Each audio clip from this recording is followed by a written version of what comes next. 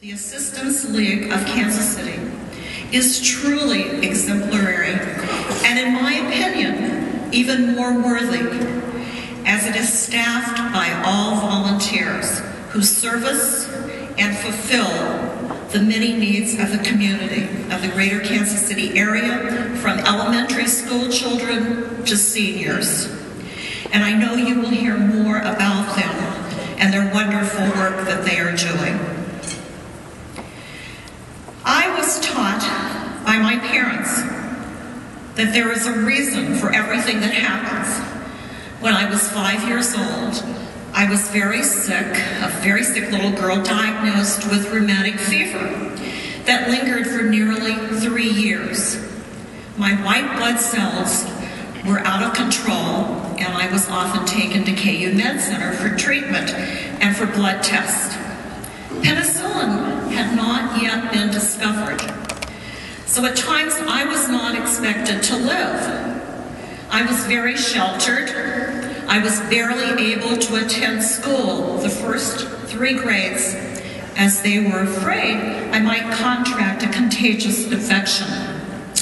A simple cold could have been life-threatening. Therefore, I was basically kept at home. We were living on a farm in Leavenworth County in a community that was called Loring, Kansas. It was just really a post office box and a little country store. But some of you may know that area from the coal storage facility that was established there. I believe it was the first coal storage facility of that type in this area. My mother belonged to a group of ladies called the Loring Sunshine Club.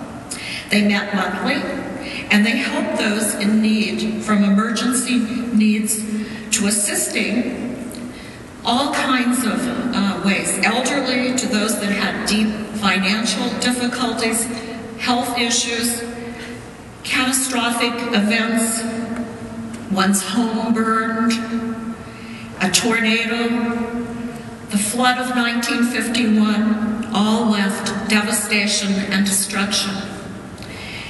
These ladies also came together for happy occasions, the celebration of an anniversary, a wedding, a birth of a child. They enjoyed working together for the good of the community.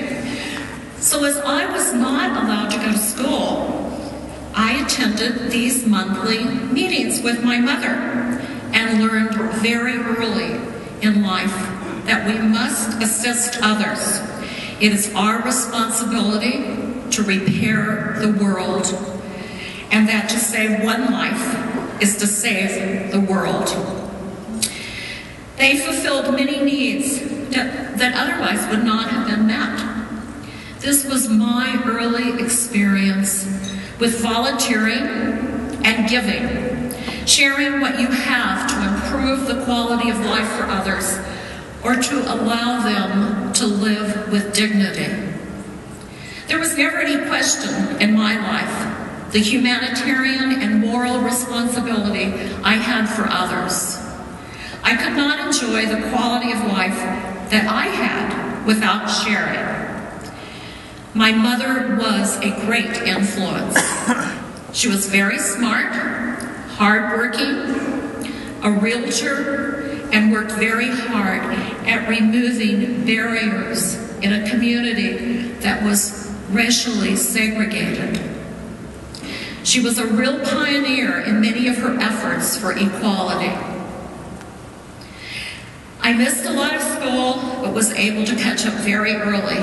The point of this little story is why I care so deeply about my community, my friends, my family, education, and providing benefits to others, especially benefits to those in need.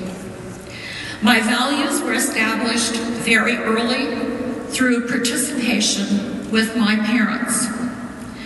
Let us all be reminded that as parents and grandparents, we can and we do influence our children by the choices that we make